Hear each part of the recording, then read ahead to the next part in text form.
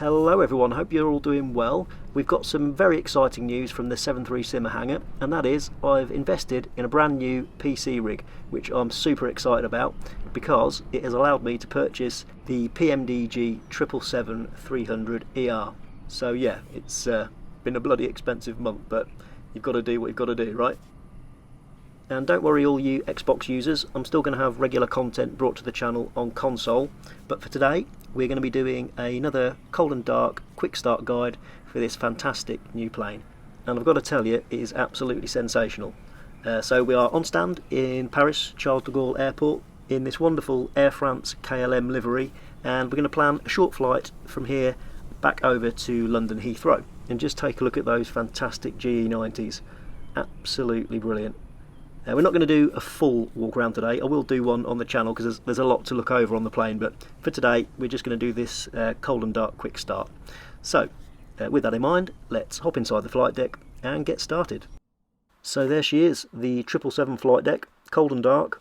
As you'd expect, PMDG have done a brilliant job with all the texturing, modelling. It looks fantastic, so let's crack on. So we'll start off as normal overhead and switch our batteries on. And we can also switch our primary and secondary external power on, and then we'll work our way down each panel one at a time, switching on everything we need to as we go. So ADIRU is on. We can switch our in-flight entertainment on for the passengers, and also our cabin utility can go on. External power we've done. Gens will come alive when we start some engines, so moving across we can switch our voice recorder on, arm our emergency exit lights, and we'll pop our window probes on. We'll pressurise the hydraulics a bit later, so seatbelt signs can go on. We can leave all our lights as they are for now. Moving across, our engine EEC mode is norm, auto start on and fuel pumps off, and we'll just make sure our nav lights on and our anti-ice can all be on auto. And then moving across, our packs are on auto and bleed air on. So that is pretty much it for the overhead panel. Let's move down and just wait for our systems to start up. And I have got it on realistic, so it just takes a few minutes. So while we wait, let's head over to the EFB and we will request our SimBrief flight plan. There we go. So from here in Charles de Gaulle over to Heathrow, and we can check our departure weather. There we go, there's our METAR. And let's just zoom in on our Navigraph map all the way in so we can see ourselves on stand Foxtrot 03 here in Paris. And if we just click the flight plan button, we can check that that's all coming okay. Yeah, we've got 15.2 tons of fuel, 7.4 on our reserve, so that all looks good. It's got all our routing, cost index, so that all looks fine. And going back down to the FMC then, that's just starting to come alive now. And if you've used the PMDG 737, this will all be quite familiar. So let's just clear that message. So we've got to enter our inertial position. So we go pause in it, and then up to the top right we can select that GPS coordinate and drop that in. And that's the FMC up and running. So let's enter in our departure airport, which is LFPG. And we are on stand Foxtrot 03. There we go. And all our systems have now come to life. So back down to the FMC, and we can hit our route button, and we can hit our route request button to import our SimBrief flight plan. So let's click on that, and there we go, there's our flight plan in SimBrief. So we just select that, and we can now set our payload by clicking set payload, and we go, it says SimBrief payload set, and we can also set our fuel, and that will just bring in all our weights and balance from our flight plan. And then we hit select route, and as you can see there it says route requesting. We just need to wait a couple of seconds for that to come in. And now we're getting the request sent message. So our route uplink is ready to load, so we click on the load button. There we go. So yeah, route 1 uplink loading. Our descent forecast uplink is ready. Our wind data uplink is also ready, and our perf init uplink is all ready. So that's all good. That's brought in everything we need, so we can now activate that, and then we have to click the execute button, and there we have it. And what I'm going to do now is enter our SID information for our departure. So let's click on the departure and arrivals button, and I'm just going to double check in Navigraph for our departure information. So We're leaving on runway 27 left via the Opal 5 Alpha SID. So if we come back down to our FMC and we just scroll down to runway 27 left and insert that, and then we'll just scroll down to the Opal 5 Alpha SID, and there we go. So we just need to come back to our route page and then we will execute that. There we go. Okay, so we can start thinking about our performance data for takeoff. So hit the perf init page and we've got 15.3 tonnes of fuel on board, so let's just double check that on our flight plan, and there we go, 15.3 tonnes rounded up, so that's fine. We can click the 0 fuel weight button as well and that will populate that, and we've got reserves of 7.4 tonnes, which is all good. So let's hit the accept button and that just confirms our cruise altitude and cost index and minimum fuel temperature. So that's our perf init page complete. So hit the thrust limit page. So let's head back to the flight tablet so we can get some numbers sorted for our takeoff performance. So in the performance tool we're going to select our runway, which is 27 left. We've got dry conditions. We can import our weight from the aircraft, everything at optimum, and we can import our weather, QNH 1010, and let's hit the calculate button. And there's all our numbers to input into the FMC. So we've got a cell temp 44 degrees, so we can do that first, 44, and select that. And we need our D-rate takeoff profile 2, which gives us climb profile 2 and an N1 of 93%. So let's just double check that. Doesn't quite match up. Oh, it's cleared the cell temp out, so you need to do the takeoff profile first. So let's add in our cell temp again, 44, and there we go. N1 is now at 89.1%, which is within limits, so that's good. Across into our takeoff page then we can add our 5 degrees of flaps, and we just click our centre of gravity and that will give us our trim setting of 4.75. And let's just double check our V speeds. We've got 146, 150 and 156 V2. So we've got 146, 150 and 156. So that is our performance page complete. Okay, up to the MCP then, we can start configuring a few things in the autopilot. We'll add our V2 ref of 156 into the window, so we'll just scroll that across a little bit more, there we go, 156. We can add our runway heading, so if we come down to our charts and just double check our runway heading, so we'll click on our departures and then airport, and we just need to scroll down and find our airport chart, which will be down here somewhere. There we go. And if we just have a little zoom in, where are we? Runway 27 left is got a heading of 264 degrees. So if we go back to the MCP, we can add that in. So we'll scroll our heading bug around to 264 degrees to match our runway heading. So that will just take a couple of seconds. Come on. 270 and 264.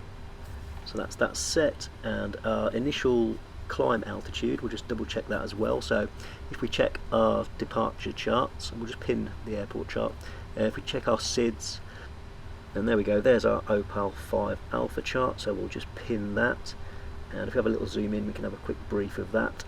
So we'll be departing runway 27 left, turning right 327 degrees to Papa Golf 276, and then out 338 degrees to Opal. And we've got max 250 knots below flight level 100, and at or above flight level 100 speed may be increased without further ATC clearance. Okay, and we were after our initial clearance altitude, weren't we? So if we scroll down towards the bottom of the chart, where are we? There we go, initial clearance for a jet, flight level 100. So we can add that into the MCP as well.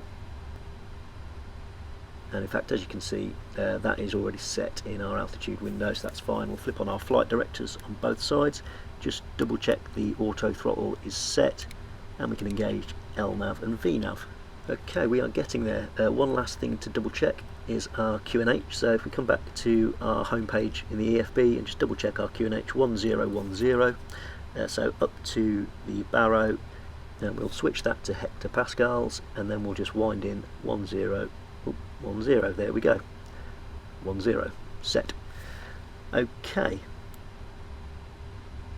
Okay, so we're about ready to start the APU, so we'll go back overhead and we will switch the APU on and just wait a couple of seconds and then hit start.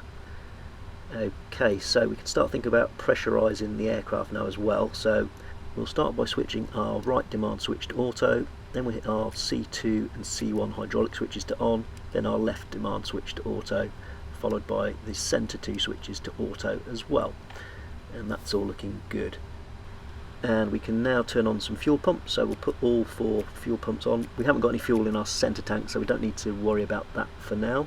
Right, back down to the flight tablet then, and we can think about starting to release some ground services and ground connections. So we will be releasing the ground power shortly, but I just need to wait for the APU to fully fire up. So let's go to our ground services tab, and let's release stairs 1 and 2. Now let's just have a quick monitor of our APU. That should be just about up and running by now. We have a quick pan around the back of the aircraft, sounding really good. And there we go, you can see the heat haze coming out the back of the exhaust there. So the APU is all up and running, so we'll hop back inside. And if we take a look at the memo on the center display, we've got the APU running message. So if we come overhead, we can disconnect our primary external power. The secondary is already disconnected because the APU is on. And if we come back down to the flight tablet, we can also release our ground power. So we'll click on that. There we go. And we'll also remove our chocks. And then we can come out of our ground connections menu. And let's have a look outside. So we can see our chocks have all been removed, both sets of stairs have gone, so we are pretty much ready for pushback. And just before we do that, I want to take a look at the onboard checklist. So if we come over to the first officer's side and just zoom in a little bit, and we click on the checklist button, that brings up our pre-flight checklist, and we check our oxygen mask. It's all fine, so we can tick that off. And flight instruments, heading and altimeters set. Parking brake is set, and that is our pre-flight checklist complete. So then we just go up again and press the checklist button, and it will automatically get the next one ready. So click it again, and then that's our before start checklist. So we can go through that as well. So flight deck door is closed and locked. Passenger signs checked. MCP, V2 heading and altitude we've done. V-speeds 146, 150 and 156 are checked. CDU pre-flight checked. Our trim settings we can now do, which was 4.75, so we'll just wind that in. That's 4.75 there, okay. And taxi and takeoff briefing complete. And we'll stick our beacon on, and that is our before start checklist complete. And if we click the checklist button twice, it will bring up our next checklist, which is before taxi. So let's request pushback from ATC. I can't use the pushback from within the FMC because that's greyed out at the minute. I think there's a bit of a bug with it, so that's not actually in the aircraft at the minute. So we'll have to do it the old school way and request pushback. And we want our nose to the left, so we will request our tug to turn right. And let's have a little look outside. Here comes the tug, and there seems to be a fair amount of weather coming in for our departure, so that could be interesting. Look at the size of this thing, I can barely even get it in camera shot. Absolutely massive. I do love it. Right, we need to release our parking brake, so parking brake released. And here we go. It does look like we're going to be pointing in the right direction. Always a bit of a lottery when I'm trying to push back. Okay. Right, let's get some engines started then. In fact, let me just change the view for you so you can see a bit clearer. So right engine ignition to start, and then we can put the fuel switch on straight away because we've got the auto start mode selected. And let's hop outside and watch it start up, and we'll have a good listen as well.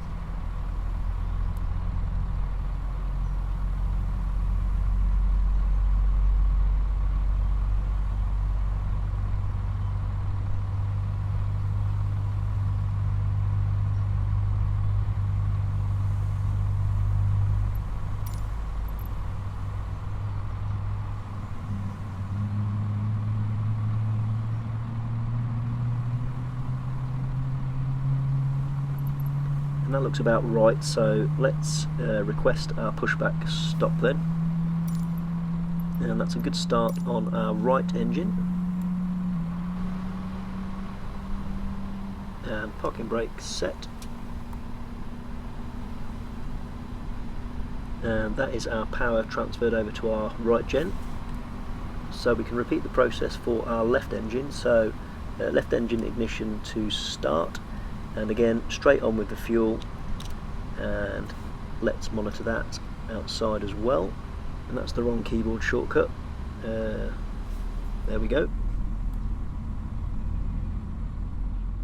The one thing I would say, which is probably my only gripe with the 777, is the engine animations all look good in the startup phase like now, but once they're up and running, they do look a little bit patchy, if I'm honest. I don't know if that's a bit of a bug, but hopefully they can fix that at some point.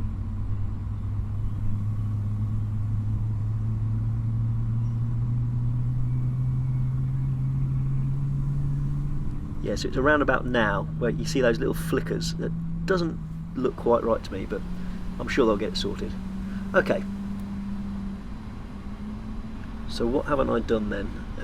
Just looking around. Okay, transponder. Yeah, let's set the transponder to 2000. 2000, and for some reason it's already on TARA, but I'm sure that's fine. Everything in the overhead panel is looking pretty good.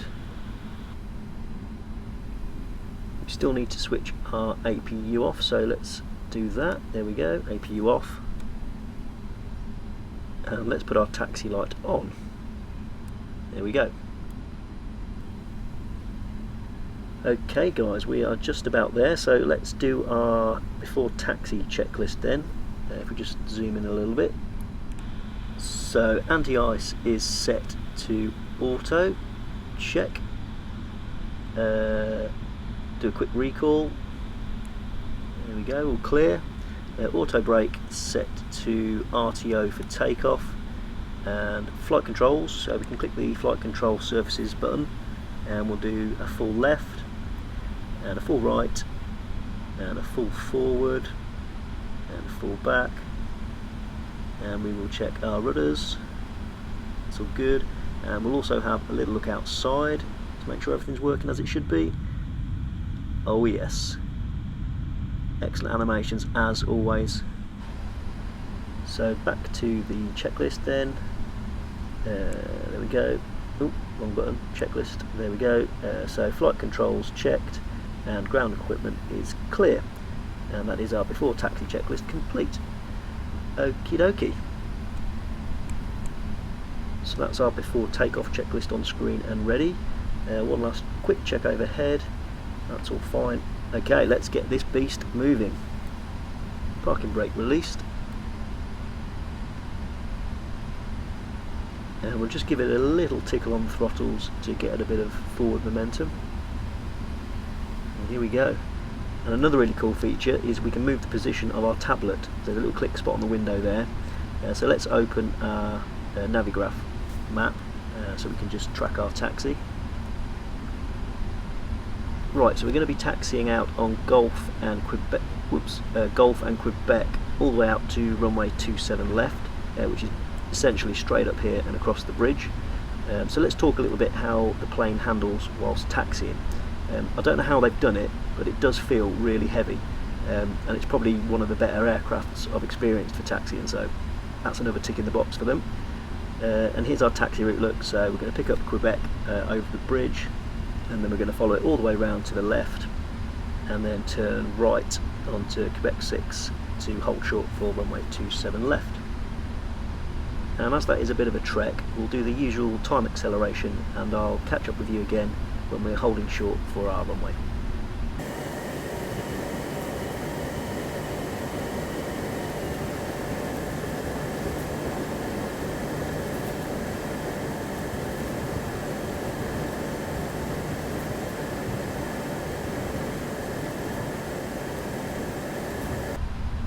So here we are then at our hold point for runway 27 left, so I will bring it to a bit of a halt there. And to complete our before takeoff checklist, we need to set our flaps to 5, so I'll set those. For some reason my throttle quadrant isn't working, so I'll just use the click spot. Right then, so landing lights on and runway turn off lights on, taxi lights can go off now. And we'll give the cabin crew a quick double bong. There we go. Right, let's line up then. Then let's put traffic mode on our nav display. There we go. And that is our before takeoff checklist complete as well.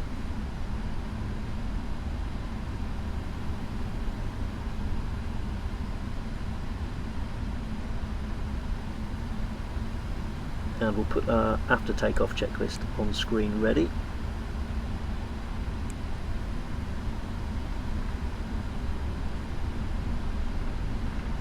And we'll also go back into the EFB and we'll pop some charts on screen for our departure, just so we can monitor that. And we'll put it in full screen mode. There we go. Lovely. And one thing you've also got to remember is just going back to taxiing. It's a massive aeroplane, so you do have to sort of oversteer the nose wheel a little bit, just to make sure that you stay on that centre line. I've actually come a little bit short there, but we'll be okay. Right, here we go then. So in the 777, we don't need to hold it on the brakes or anything, so we'll go downward nose wheel pressure and 55% N1 and toga. I've actually read a lot of negative stuff about the sounds of the engines, but I think those GE90s, from my limited knowledge, sound pretty good in all honesty. 80 knots. That's 80 knots. Just trying to maintain a nice centre line there. Say the handling is pretty good. V1. Rotate. Rotate then, nice and gently up to about a 15-degree pitch. As I said, it's a very long plane, so you've got to be so careful not to tail strike. That's a positive rate, so gear up. And we'll just continue hand flying it for a little bit longer.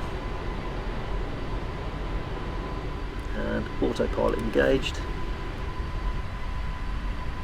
Performance is so good as well. Really impressed. Okay guys, that concludes my cold and dark quick start guide for the new PMDG 777-300ER. Be sure to stay tuned to the channel for our descent, approach and landing into London Heathrow. And if you did enjoy today's video, give it a like, subscribe, and I will see you in the next one. Thanks very much for watching. Bye.